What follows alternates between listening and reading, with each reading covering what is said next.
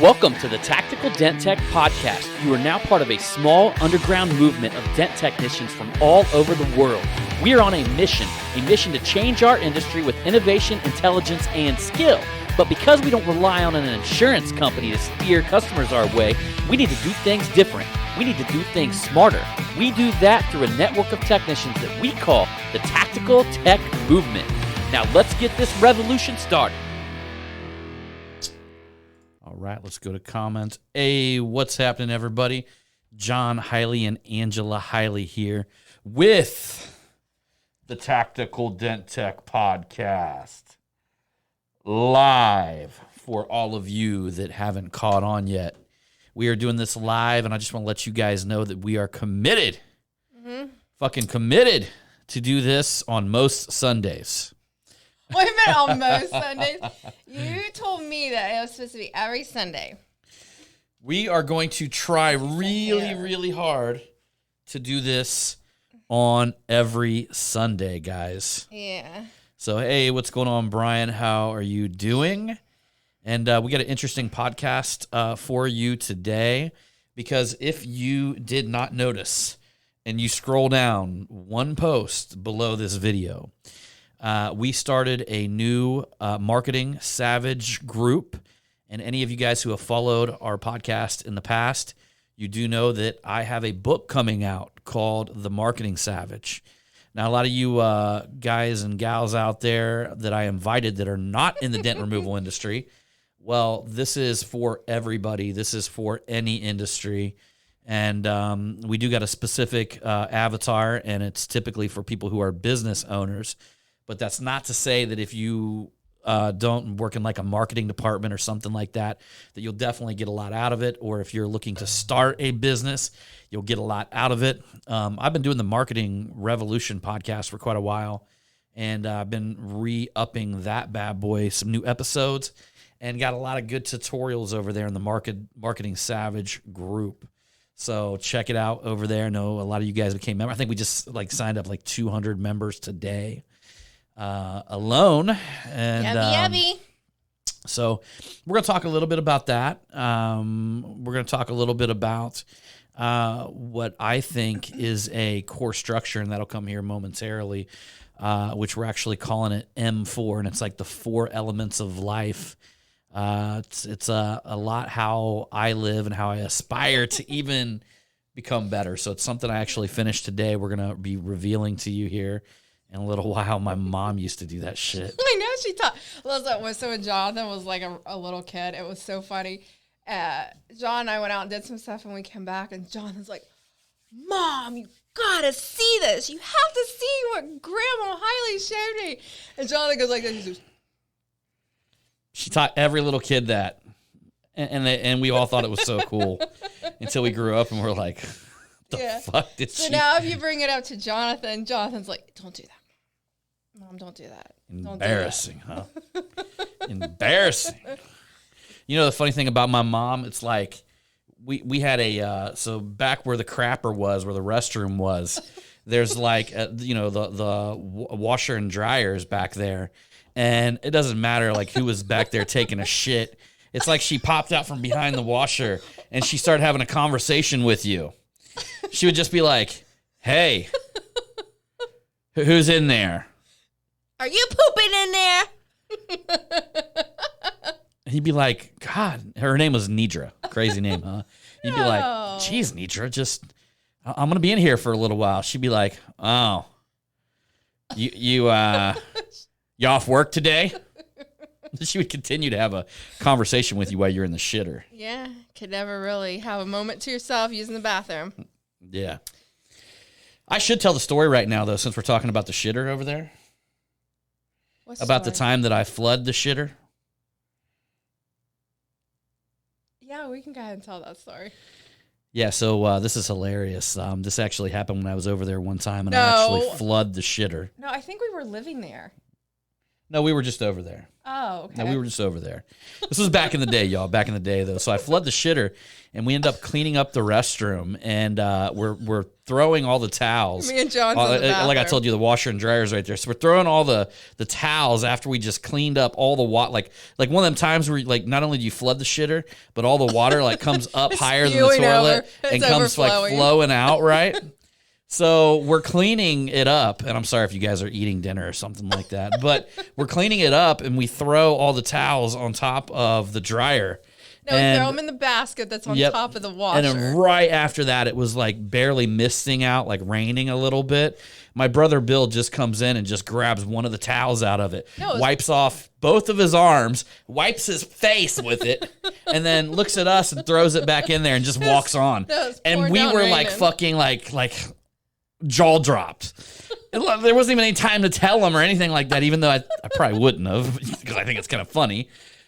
But there's another story for you there. Oh, goodness gracious. Hey, I was asking her the other day if she knew what hide the sausage was. I didn't know what hide the sausage was. She didn't know what hide the sausage was, guys. No, at first I was like... She thought it was like a Cleveland steamer. No, or she was thinking it was a rusty trombone. No, I thought it had something to do with the exit only, and I'm like, does it have something to do with exit only? Hey, and I'm sure a lot of people know what I'm talking about when I say exit only, right? Because this man right here, I don't know what the hell happens. Sometimes he gets like his hair up his ass, and he thinks that he's gonna be able to like hair up my ass. He thinks he's gonna be able to like talk me into like doing something, and I'm like, no, that's exit only. I was like, don't you even dare try. Look at him, like he thinks that no. I just told him I'm gonna get your boo boo, girl. No, you ain't gonna get my boo boo. You are not gonna get my boo boo. Yeah, this podcast he already knows what would happen. It just went X-rated. Somebody right now is listening to it in the morning eating their breakfast burrito. You sitting there eating your McDonald's breakfast burrito, then you hear the shit story, and then you hear that story, and yeah. So it's just what happens sometimes when you're married. But I have something really funny. Oh, she just admitted it happens sometimes when you're married.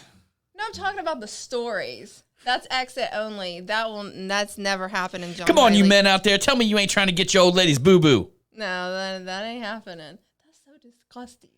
That is disgusting. But anyways, I was going to tell a story. We've told this story before on the podcast, but I feel like we should reshare it because this just tells you how Angela is like sweet and innocent and an angel, and I'm a saint, and just I'm not a bad individual at all. But so like back in the day, a long time ago. So I said something to John about tossing the salad, and we were having this conversation, and I was just like, "Oh, I'm just tossing your salad." She thought tossing the damn salad meant telling somebody a joke. Yeah, so like back in the day, apparently she'd been touting this around for quite a while. Yeah, back in the day, I used to work in a nursing home. Actually, my dad told me this, toss the salad thing, and I thought it was just... And her dad's like the most innocent, like, if you tried to explain to him what tossing the salad was, he probably wouldn't even, he would just be like... like it probably wouldn't even resonate with him. That's how innocent he is. I worked in a nursing home, and I would do it like all the time. I would, be talking to the residents and stuff like that, and I'd be like, we'd be laughing, I'd be like, oh, I'm just tossing your salad. And then one day, John tells me what tossing the salad meant. And she went in total denial. I'm like, no, I don't know. No, I don't know what you're talking about. Like, for real, I do not know what you're talking about. So he had to call up a friend of his and had him on the phone. And, and the guy was like telling me what toss the salad is. And I was like, you're lying to me. Like, you and John are in on this. You guys are just like in on this, and I'm She still right didn't and believe you're it. wrong. So she was still walking around chucking the old toss the salad around to everybody. Well, hey, a couple years. I'm just tossing your salad. A couple years later. Shut up. A couple years later, John and I was sitting in the living room watching Chris Rock. Chris Rock, right? When he did the whole skit on the toss the salad man in prison. Yeah. And I was just like, oh, damn. Man, I totally got that wrong. Yeah. That will keep kids out of prison, though. Let them meet the toss the salad man. I was just a little naive. It's like everybody said, John was like, when we got together, John was like the big bad wolf. And then I was like, what is that? Satan. Yeah, Little Miss, right? What is it? Little Red Riding Hood. Fuck yeah. it. That's okay though.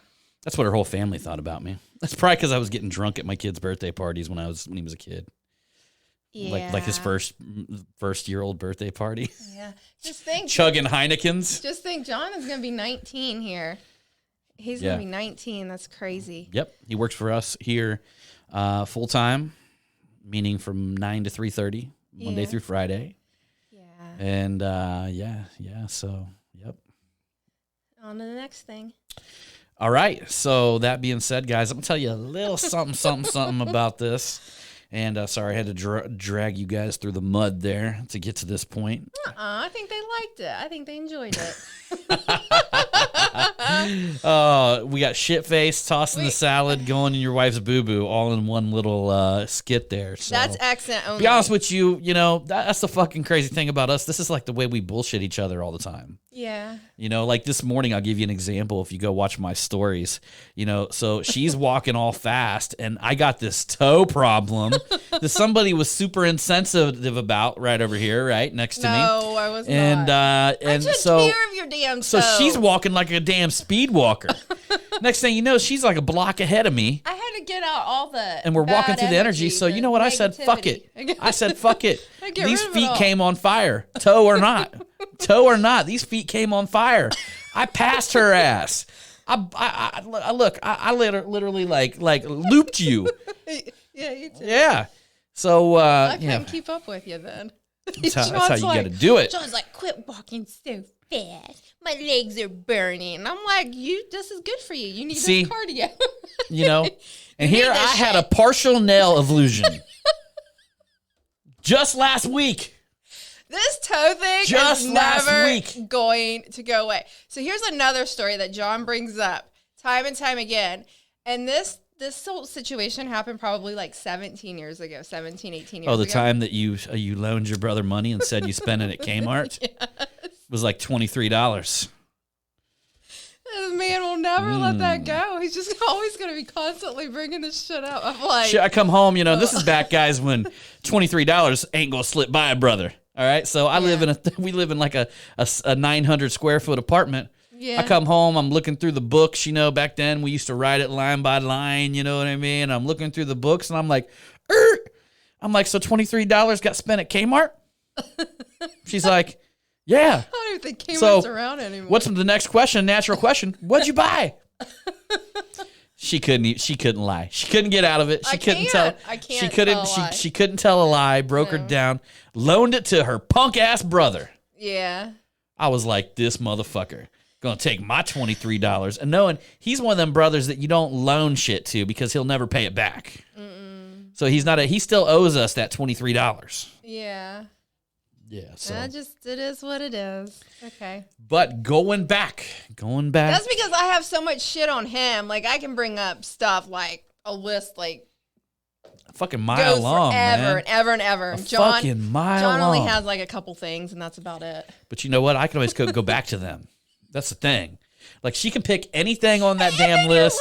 She can pick anything on that damn list, and I got a few things I can go back on, and I can counter the opposition. And you're like, Angela, come on now. How long has this been? You need to like let this shit go. Like that. And then when she won't, I'll be like, so about that $23. Yeah. What about it? Let's hear about it. Come on. What'd you buy? Nope. You loaned it to your brother. That was a long time ago, too. Yeah.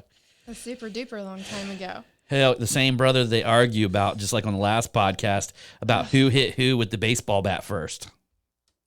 That same brother. I'm just going to let him have that one.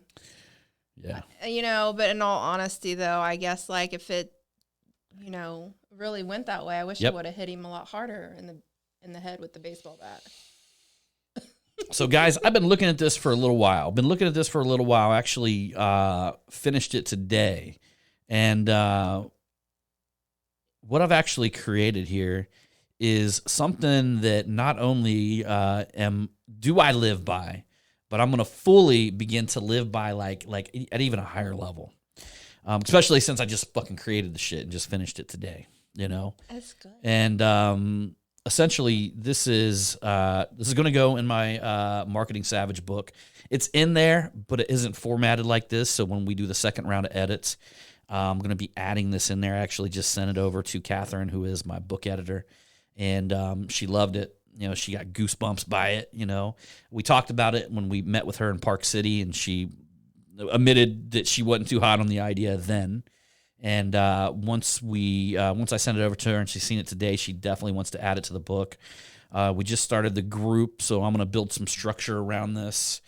Essentially, one of the things I do, guys, at the beginning of a week on Sunday, I'll literally try to fill out my whole schedule for the week. I'll try to understand exactly what I'm going to be doing at 9 a.m. to 10 a.m., 10 a.m. to 11 a.m., from noon to 1, whatever, throughout the entire week. And the whole idea behind that is that I can actually begin controlling the direction of where I want that week to go, okay? So if I got a week, I want it to go in a specific direction. I want to put the things in there, the items in there, like the non-negotiables, the things that I know I absolutely need to accomplish. I absolutely need to do that week. And there's other things in there that may or may not get done depending on how everything, it's like a GPS, guys. So, one of the things I learned from Sean Whalen is that when you begin structuring your week, it's like a GPS. And literally, sometimes you will come across a blocked road or a closed road. However, you can jump back on your calendar, you can get back on track, and you can begin moving things around based on priority, okay? So whatever that top priority is, whatever that, a big thing that y'all want to fucking accomplish that week, okay? So literally, we got like an overarching goal. And one of the things I liked is that Elon Musk, he actually wrote something, is to take your 10-year plan. So whatever you have in your mind, your 10-year plan, where you want to be in 10 years, what you would like to accomplish in 10 years, and then go try to get it done in 6 months, okay? So go try to get it done in 6 months. But the only way that you can actually accomplish that is you focus on what's happening moment by moment by moment, okay? So literally, you got this big overarching plan. So you take it and you break down, so what do I got to do, to get this done? You break it down into small little chunks. Everything is accomplished in tiny little chunks. It's like, how do you eat a dinosaur? You eat the dinosaur one little bite at a time. So you got this big overarching goal. Well, how do you eat them little chunks, okay? You do them by living in the moment and by scheduling your week accordingly. So you're taking a bite from that dinosaur each and every hour. You got an overarching goal. You can actually kind of control the direction that you're going in, and you're actually moving towards the success that you're trying to achieve, okay? Well, part of that, there's got to be some sort of balance in your life. And I truly believe that this, what we want to call the M4, which is the Marketing Savage 4 Elements of Pursuit. And it's the daily code of conduct and a path to greatness. I thought about this for a long time, y'all. And it finally all came to me today, especially once I invited a bunch of people to the group and everybody was so excited to get in there. And I really have a good feeling about this. My book editor, Catherine, she's read a lot of books, like a shitload of books, and she just really feels that this book is going to have a huge ripple effect. What a lot of people don't realize is that it's very spiritual, So, and just like that, your marketing life. This isn't just a clear-cut marketing book, a cookie-cutter marketing book like any other book out there. This is one that goes deep into self-development, of becoming like the best version of yourself, to be able to apply that to your work. A lot of people don't understand that. Like, you got to really work on yourself to be able to churn out a product that is going to impact the world at a higher level. You have to be at that higher level. If you're just, it just doesn't matter what you learn, what you're out there trying to apply. If it's not coming from a good place, it's never going to resonate with people in the way that you want it, So you got to be able to tie your dreams, tie your passion, tie your purpose, all of this into your mission. And so that's why the book is so much different than your traditional, cookie cutter marketing book, because, I've read a lot of them cookie cutter marketing books. And essentially, I'm able to put the best of two worlds. I've spent a lot of time understanding, like at a deep level, marketing, and I've spent a lot of time on a spiritual journey, understanding myself at a deep level and understanding how to, let's just say, take your dreams and make them manifest, okay? Like to take your dreams and how to pursue that and how to actually do it in a way that is actually practical, a practical application. Everything is done by the moment, guys, and you got to begin controlling them moments. And even if, a lot of folks that might be listening to this, you might have a service-based company or something like that, and you're out there working in the business. Well, there's things that I'm going to teach you in this book that will help you majorly with that, because many of you guys know that I am, I'm the same way, and I was majorly that way, years ago. So, the M4 here is meaning, mastery, money, and moment. Money, money, money, money. Yep. So the meaning part of it is to be self-aware and finding your true self. I mean, that's the number one goal. That's the number one goal. And finding like what the fuck you want. When I say being self-aware, like really truly understanding like what the fuck is it that you want, okay? Like you want to ask yourself that like hundreds of times per day. Like, what do you want? Okay, what do you want? We actually, that really hit me when we went to Lions Den Live. And that was like a huge takeaway there. That was one of my big takeaways there. And, a lot of things I heard and I realized that it's something that I already did. I've went after a lot of things that I want. And I try to live on that plane, but I'm even living like on it at a higher level. So the number one is meaning, okay? Meaning. What's the meaning behind your life? What's the butterfly effect, right? They say, you guys heard of the butterfly effect, where a butterfly flaps its wing and it caused a hurricane on the other side of the world. What's your butterfly effect? How are you impacting people in this world? Are you giving them you? Because the truth of the matter is, that's one of the reasons why you have to find yourself at such a deep level, because you are the actual gift the world wants. And each one of us we're all very unique at the highest level. But the problem is we've been taught to act like clones, or to act like sheep, or to follow, other people's instructions rather than self-seeking and finding our internal guidance or our internal instructions that are being given to us all the time from inside. And there's been little clues in listen to your conscience, That's your fucking conscience. Your conscience is like literally telling you what you need to do and what you should be doing. When you listen to and allow outside forces to dictate who you are, what you do, and what you become, that's when you live a miserable life. So that's always number one, is to find your meaning, and to do that through self-awareness, and to do that through finding your own true self, okay? And a lot of people say, well, I don't know what I like or what I want. Well, that's your first mission. That's your first goal, is that, okay? You should be on a journey to find that and realize that it changes and it evolves, and it's growth that you're actually seeking when you find a deeper meaning.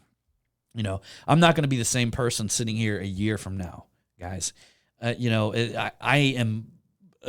My intention is to fully and always evolve into something better. And the next thing is mastery. Okay, so you want to develop mastery, and I've heard a lot of people talk about this in a way where you just develop it like in a physical manner, and that's super important, like being physically fit and stuff like that, super important. But you also want to develop the mental mastery. Okay, you want to develop. You need to be on a pursuit towards greatness.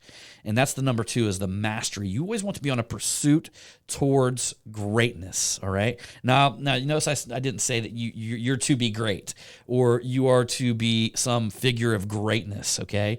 No, but you should be on always a daily, and it's an everyday journey that you got to wake up on a pursuit of greatness. Think about the times that you've had in your life that were the greatest. You were always on a pursuit of greatness.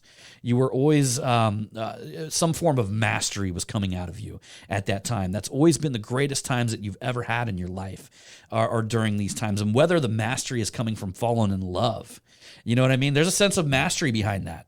There is. It's undeniable that there's a sense of mastery behind that. So and Of course. Yeah, of course. My game was on tight when we met. My game was legit when we met, right? I think you were just being your natural self, babe. Yep. You guys want to hear something though? Like when John and I first met, it would like I still even remember to this day, like exactly what we were wearing. So like we met at a person that we both knew, and she's just like, "Oh, I invited these guys over," and I'm just like, "Oh dear God, really?"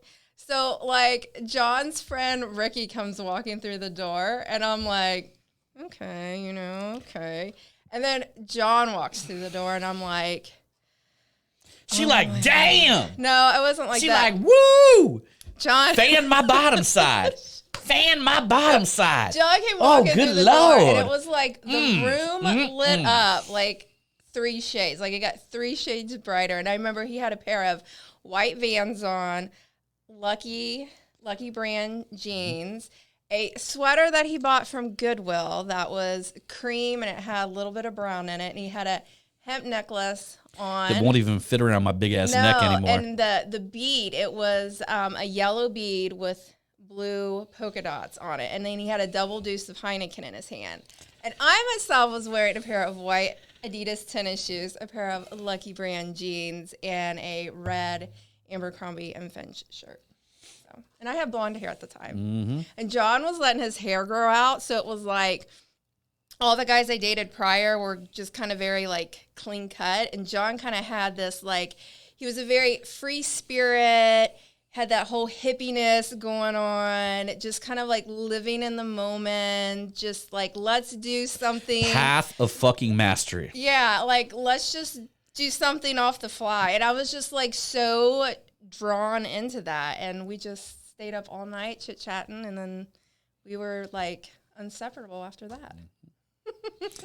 Yeah. So, that being said, all right, so we'll go back to, we had meaning, we got mastery, and the third thing is money, okay? And the crazy thing is, I actually put a post on my wall, I don't know, 2 or 3 posts down. It was very interesting to see the way people react with money. And I would imagine if I had like a stronger liberal following, there would have been a lot more people on there like flipping their shit, like, money is not this and this and that and all this shit about money, on and on and on and on and on and on and on and on. Bullshit. It's bullshit. Money is an amplifier. So all money does is expand your energy of who you are. Okay. And to use it for anything else is just absolutely ridiculous. It's like I wrote over and over again on that post that money is a great servant and it's a horrible master. Money is a fucking horrible master. Like, you don't want to be a slave to money. And I'm telling you guys, the people that like have all these fucking like crazy opinions and shit like that about it, that are all abstract and all these thoughts, but yet if you like literally, if you ask them, well, since you don't like money so much, how about you just give me all yours? They would look at you in such offense, like, how dare you fucking try to take my money? But I hate my money, right? You can't have it. They're giving it. They are a slave to that. They are a slave to that, okay? Other than keeping a scoreboard behind me and being able to expand my energy, you got guys like Mark Evans on, you'll see him comment on some of my posts, and if you check out his wall, you'll see that I think he does like a video every fucking day. Well, Mark's a baller, man. He knows a lot about money, but he can't stand it to have too much money sitting in his bank because it's tied up, man. It ain't out there fucking working for him. Your money's energy. It needs to go to work, right? It needs to, it's part of you. It's an extension of you. It's just energy. So the more money you have, if you want good things in the world, if you want great things to happen in the world, you can make more good and great things happen in the world. And that's why people, you may have got me wrong on some of this when people talk about, like, I'll say a lot of times, like, people who are real funny around money and people get all sketchy about it, like, I don't fucking trust them. Yeah. Like, right off the bat, like I would never go into business with you if you can't come to peace with fucking something that's like an inanimate object or something that's basically a fucking tool. If you can't come to peace with that, I don't want to do business with you, man. You know what I mean? You're too emotional over something we're just going to use as a fucking tool. But it's important because it is a tool. And it is the current exchange that we live by, okay? And you can amplify your message with it. And it does make your message more powerful. So you know what? I want all the fucking marketing savages to have it all.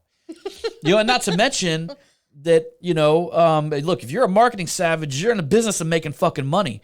You need to come to terms with it. Don't be like the fucking bipolar girlfriend that hates you one minute and loves you the next minute.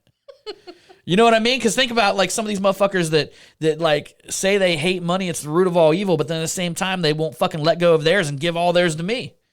Right? So they want to hang on to the root. It's like a bipolar fucking situation. And you don't want to be bipolar with anything, especially like an inanimate object, something that's not even fucking talking to you. Yep. You know what I mean? If money was a person, like I always look at this, like money was a person, like how would they look at me? How would it look at me? Is it going to look at me like some bipolar bitch that hates it and says, God, you suck. You're the reason for all my pain, money. Nah. But Jesus, I get so fucking upset when I don't have you. It's going to look at you. I get so upset when I don't have you, money. So delicious. But I'm going to eat you up. I hate you so much. I hate you so much. You know what I mean? Like you don't up. be like the fucked up bipolar ex-girlfriend with money. I mean, that's the reason why a lot of people don't have it. They just don't understand it's fucking math. Can't you say boyfriend, though, too? I mean, like, come on now. We can't just say all women are bipolar now, John. Oh, well, I'm sure there's the bipolar dude, too. So Men have issues, too. And probably, now, you guys notice I did this in a certain order because I believe that once you find your meaning, you're to find mastery in that meaning. So you find your meaning, you become self-aware, and then you find your mastery in that meaning. And then you make a bunch of fucking money so you can amplify the bad motherfucker that you just became. You know what I mean? So you just became a badass motherfucker because you got meaning, you got mastery. Now you got motherfucking money. Getting it on. You got fucking baller money, son. All right? So now you know your meaning. You're a fucking master of your shit. And you got fucking money to do something about it. Yeah. That's the order this shit came in, right? Yep. And then at that time, at any time, really through the whole series, really the most important one, that's why I put it fourth, is that a moment. The moment, okay? Because number one, the moment is where life is lived, and it's probably the one thing that I would say I struggle with the most is being in the moment. Because I'm always thinking and having these dreams of what's happening in the future. I'm rarely thinking in the past. I rarely think in the past. A lot of times I'm thinking in the future. But living in the moment is where we connect. It's where relationships are built. And it's where love is. It's where you find love in every single moment. And the bottom line is, I had it broke down to me like this. Like when you're on your deathbed, you're not counting how much money you had in the bank. You're sitting there thinking about the moments that were created through your entire life. Yeah. Moment by moment by moment by moment. Did I live a good life based on moment by moment by moment? Was I the greatest that I could possibly be? And you're looking at moment by moment by moment by moment. Okay? And that's one of the reasons why I love dogs so much. Because and probably cats do the same thing too. In fact, but I know we had that whole thing last week with the cat and the dog people. But let me just finish by saying with the dogs real quick. All right. They bring you into the moment. That's what brings us so much joy. When your dog comes running up to you and you stop every fucking thing you're doing, and you're going, "Hey, Fluffy," and you're going, petting the dog in the head, "Hey, Fluffy, how you doing?" And the dog's jumping up on you, that dog pulled you into the moment. Because they live in the fucking moment. Yeah. They live there, okay? So to become, and this is something I put in there that's harder for me, and it's something that I am on a journey of mastery. I want to live more in the moment. I want to be more present, and I want to enjoy life at the moment. You know what I mean? I enjoy a lot of life thinking about the future and constructing the things that I'm going to do. And a lot of my thoughts, guys, what you got to understand is like, if you can imagine my thoughts being like a whiteboard up on a wall, I'm like drawing where I want to go and then all these different scenarios on how to get there. And then all day long, I'm thinking of all the scenarios and all the things that I could do in that moment to help get me to that big major goal. And sometimes I'm at fault for not living in that moment. So that's something I want to become better at because there's so much power in the moment. I almost remind you of, you guys ever have one of them moments where you're just sitting there and just everything just seems surreal and everything seems like serene around you? I believe that that's one of the times that we're being shown that God is near or that God is here, with us in the moment. God's not in the future. God's not behind us. in the past. He lives in the moment. And when we can sink ourselves into that moment just for a little bit of time, it brings our consciousness and our perspective like to such a higher level. And it brings us to a level of gratitude that's not felt at any other time. Just that gratefulness for the moment that, that you're breathing, that you're seeing, that you're smelling, that you're living, that moment brings us closest to God, in my opinion, than anything. It's like one of the most humble moments ever. You're not grateful of anything other than just being here.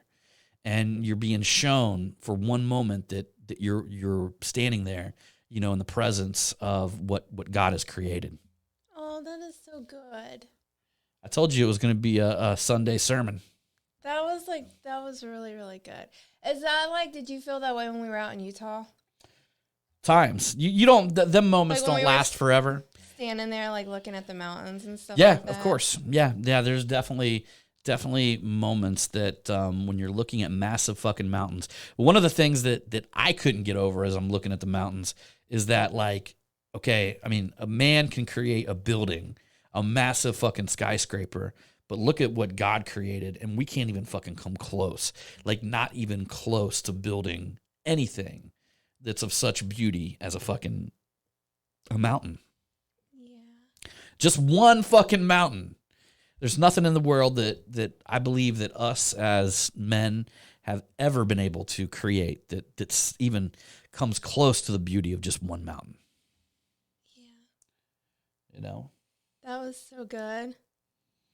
That was really good, John Hiley. I threw her off track, didn't I? Yeah. Well, we were talking when we were talking. Gets me all emotional. When we were talking yesterday. Hold back them tears. When we were talking yesterday, during this time with the COVID-19 and stuff like that, man, sometimes it's hard for us to be grateful. And it's something that I've really moved towards. And I've really felt a deep sense of gratitude within the last couple weeks. And she was talking about something the other day, and I said the one thing. I listened to a book called The Science of Getting Rich by Wallace D. Wattles. And it's a fucking wonderful book. Any of you guys listen to it? I listen to it about once a week. And he says something that you draw an eye to God, and God will draw an eye to you. And to be honest with you guys, look, I'm not trying to get Christian church religious on you. You can call it the fucking universe, call it whatever you want. I don't give a shit. Okay, that's what I call it. So you draw an eye to God, and God will draw an eye to you.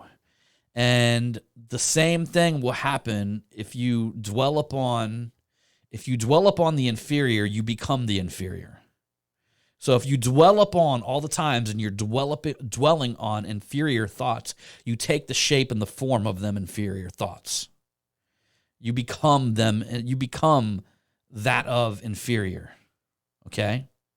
If you dwell on the poor and the squalid in the world in general, and you dwell on it and you let it come out, you become that. Okay? But you draw an eye onto God, and God will draw an eye to you. And what's some of the ways that you draw an eye to God? It's walking in faith. It's gratitude. Gratitude is the way that we get the closest to the creator of the fucking world, is that we're grateful, and that we're walking in faith, and that we believe that everything is working towards us. Everything is working for us. Nothing's working against us. Even when something bad happens, you got to have a deep-seated belief that there's something going on behind the scenes that's actually working in your favor. Yeah. Yeah. Even when something bad happens, you've got to have, and that's true faith. That's living and walking in faith. And, the whole Marketing Savage movement that I'm putting together here, it has a lot to do with walking in faith. Yeah. And it has a lot to do with expecting great things to happen while you work towards it. But while you work towards it through your true self, okay? Through finding your true self and delivering that light to the world. Okay? So delivering that light to the world. I actually heard a quote one time that poor people were the most selfish people. And that would shock a lot of fucking people. And in fact, the dude who had wrote that quote, Grant Cardone, he shocked a lot of fucking people whenever he said that, even me. I'm like, I heard that, and I'm like, what the fuck is this, you know? I thought that, like, the rich people were the greedy people and the poor people were the ones that just gave everything up, right? But look at it through this lens. Look at it through this perspective. Everybody has something inside of them that they could deliver and give to the world, that they could actually bring through themselves and deliver it and give it to the world. If they're not doing that, that's one of the most selfish things that you can do, because you're depriving the entire world of having a piece of you. You're also depriving yourself. What do we want in this world? We want scarcity, things that are and things that are unique. Each and every person has in their DNA fucking absolute, you know, we're all diamonds, man. We're all unique. We're all absolutely fucking incredible inside in some way or another. Like everybody I've ever fucking known in my life, some of the biggest shitheads, they had something. They had something inside of them. They had something inside of them that if they continue to bring that out of them, they would have just brought so much so much good shit to the world through just that one thing. You know, and the truth of the matter is, it's selfish of us not to go on pursuit of what that one thing is inside of us. You know, I think Jesus used to talk about shining your light on the world. And that's exactly what he meant. That's exactly what he meant, you know. Like they say, or like Dolly Parton says, it's hard being a diamond in a rhinestone world. Yeah. It really is. But I want to tell you guys something, and this is like so silly. So with all this coronavirus, I like to call it the corona-ho, because the reason why I call it that is because I'm making light of the situation to bring me some giggles inside. So you remember like in the very beginning where we had like this paper shortage, you know, with like paper towels and toilet paper and this and that. All you dirty motherfuckers that stole all the toilet paper? Yeah, well, okay, so I'm going to tell you guys something. And I told John this the other day. So that kind of like messed with me a little bit in my head. She has to look down the aisle, man. So like... She has to look down that fucking aisle. So anyways, we went into Target the other day, and like when you go into the Target, they have like a board, and it tells you what they have in stock and what they're low on. And they said that they were low on paper towels. And here I am, like inside of me, I'm like, oh my God, I need to go buy some paper towels, even though I didn't even need any at home, okay? So I'm like in there, and I'm like getting this like rush going on inside of me, and I'm like, I look at her, I'm like, don't go down that fucking aisle. I'm like, I need to go look at the paper towel aisle. I need to see how bad it is. I told her, I'm like, you don't need that shit. Like, I need to see how bad this is. And John's like, and number one, he's looking at me like, really, Angela? And I'm like, I've been holding this in, John. I was like, this is I was like, it fucked with me. I'm sorry. It got in my head and it fucked with me, okay? I let it get in there and it fucked with me. Next thing you know, you're going to end up being a fucking cat person. No, I'm not going to be a cat person. But anyways, I'm not, John, we will talk. No. Okay. But anyways, so we're in Target and I walk over by the paper towel and I'm looking and I'm like, oh my God, there's really not that many paper towels here. I'm like, should I buy some, John? And John's like, no, Angela. And I was like, and then I told him, I go, well, maybe since we belong to Costco, we should just go over there, because I bet they got like a shitload of paper towels, and then it's going to make me feel better. But I'm telling you, like, it fucked with me, and I'm like, I'm wearing this in Costco. I'm just like, why in the world? I let that whole paper towel thing, it wasn't so much about the toilet paper. Like, I always have plenty of toilet paper, but something with paper towels. It was just like, it got into them fuckers got into my head, and they were able to get in my head, and they were able to fuck with me. Ugh. And now I gotta get rid of that shit. She's got to go through a paper product therapy. Next thing you know, you're gonna be like that crazy ass bitch that was eating a fucking couch. No, I don't. Oh my God, no. Do you remember that shit though? That's off of like Hoarders or something. No, Yeah, not Hoarders. It's like a weird some sort of addiction. weird addiction show. Yeah. This crazy ass bitch was eating a couch. Like she couldn't stop eating couch cushion.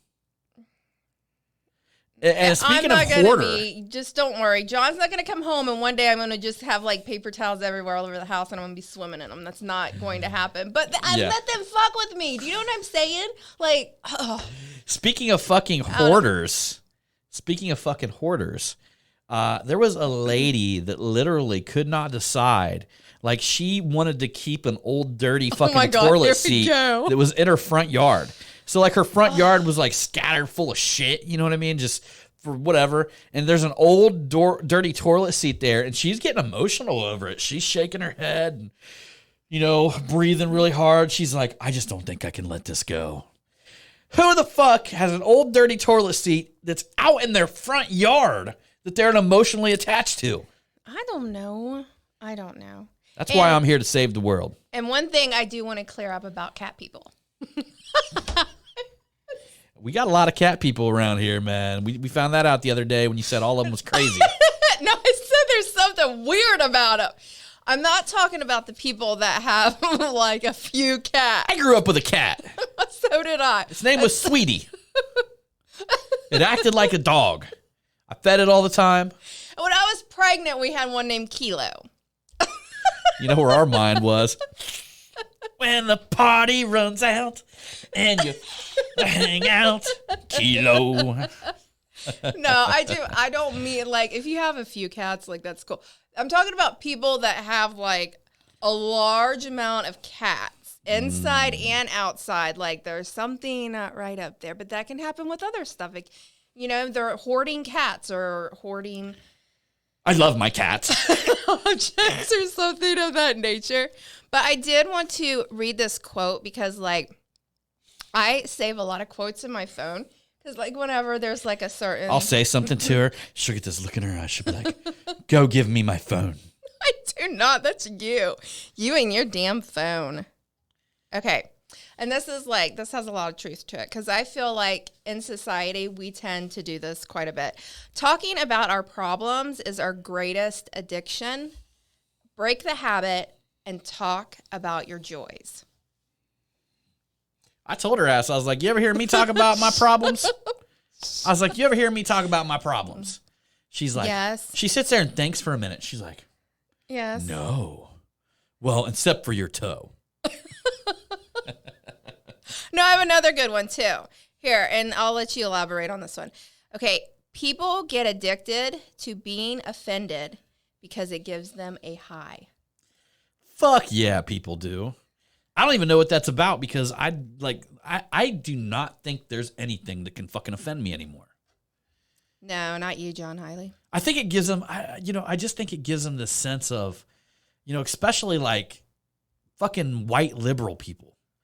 Like they are the worst. Like I can almost understand like if you're a black liberal or you're a Spanish liberal or something like that, but the fucking white liberal people, like they want to be that so they can get offended. You know what I mean? Like they literally want to be that just so they can get offended. But there's also, I think sometimes like with that, I think sometimes people will want to be offended because they don't want to deal with their own shit. True. You know what I'm saying? Like they can point the finger to somebody else, be like, exactly, that's because my they problem. don't want to like look within themselves and be like, oh my God, I'm such a shitty person. I got all this shit, all this baggage that I've never fucking dealt with ever since I was a little kid, and now I'm an adult. Now I'm still a piece of shit, but blah blah blah this and blah blah blah that. And it's just like, come on now. But I'm not racist. So there. All right. So I may be a piece of shit. I may not pay my bills on time. I may do a bunch of shitty shit to a lot of people, but I'm not racist. So guess what, motherfucker? I'm offended. And that's it. Oh, you want to build a wall, Mr. Trump? Oh, you do? You're fucking racist. Well, I mean, even honestly, like sometimes you can tell somebody something like give them some really good positive advice, and they're gonna be like, "You fucking offended me," and I'm just thinking like, man, you got some deep seated shit that you haven't worked on. You know, one of the biggest problem is with like just the word racist in general. Yeah, Is that like when I was a kid, you know, I've talked about this before. Like when I was a fucking kid, if you were to call me or one of my friends racist, we would want to fucking fight you. Like that's how offensive of a term it was back then. yeah, Because at the time, it still had a little shred of meaning. Okay. yeah, And what I mean by that is it has meaning, right? But the meaning has been taken out of context so many fucking times and has been used in so many inappropriate ways and has literally, it's like anything anybody fucking does, and it's usually white liberal people that fucking are so. I have never been called a racist by somebody who was black or somebody who was Spanish or somebody who was, you know, any other fucking nationality except for a fucking white liberal person. And they literally call anybody racist for anything that they say or do. I had a photo on my wall of Jimi Hendrix playing a guitar, and it had Joe Biden sniffing his hair, and it said, "Excuse me why I sniff this guy." yeah. I got fucking called racist for that photo. There was nothing racist about that photo, okay? So they've literally diluted the word at such a level that if somebody calls you racist, you're just like, okay, whatever, man. Yeah, you guys just fucking use that term for everybody, so who gives a fuck? Yeah. You know, like nobody gives a fuck anymore. The word has lost its meaning because of fucking white liberal pieces of shit, basically. White liberal pieces of shit have ruined the word racism. And literally people have just sat back and let them fucking do it. You know, and I've never heard anybody come up and say, hey man, like, you know, that's not somebody another like liberal person that's of color or something like that. Like, hey man, John's not being racist there. You know, racism is when somebody thinks that their race is superior to another race because of the color of their skin. You know, so what he's saying there with the Jimi Hendrix, that's not racist. That's fucking funny. You know what I mean? But no, the white liberals, anything you fucking do, you're racist. Racist this, racist that. So they've diluted the word down to the point where it has no meaning. That's a double-edged sword. It's a pretty fucking important word. You know what I mean? Like, look, I don't like racism, man. I'm not out here trying to say that this race or that race. I mean, a man's a fucking man. It doesn't matter the color of their skin, or a woman's a fucking woman. It doesn't matter the color of their skin. But these stupid motherfuckers went out there and called people racist for any fucking thing that bothers them. Anything that offends them, the person's fucking racist. They diluted the word down to the point where it has no meaning. It's fucking pathetic. It's horrible. You know, just so they could have a little fucking, what is that, a little endorphin high for being offended? Yeah. Is that what it is? They get a little high off of it because they can be offended? Because some people get addicted to that shit, though. So they're going to act. I mean, in all honesty, think about it. Some people will just go out there and try to provoke somebody so that way they can get offended, and then, it's almost like being like, feeling like the victim. Or look at the fucking news. The news has literally became so fucking pathetic that there was like a fucking million-person march. Was that over in Germany? Or in the UK? Like 1 million fucking people over there. It had to have been more than 1 million people. And what did our fucking American media, the CNNs and all that shit of the world, labeled them all as neo-Nazi fucking that was groups? over there in Germany because they're protesting against the... labeled them all as fucking neo-Nazi groups. With the coronavirus. Dude, they just fucking, they went, so these people go outside of their fucking stupid narrative, so they label them all as racist. You know what I'm saying? That's another example of the word just being fucking diluted. I just feel like people use that word because they're trying to cause some type of way to further divide us. Instead of like just all getting together and hanging out and having some good conversations about stuff. You know, that's kind of why we need aliens to show up here.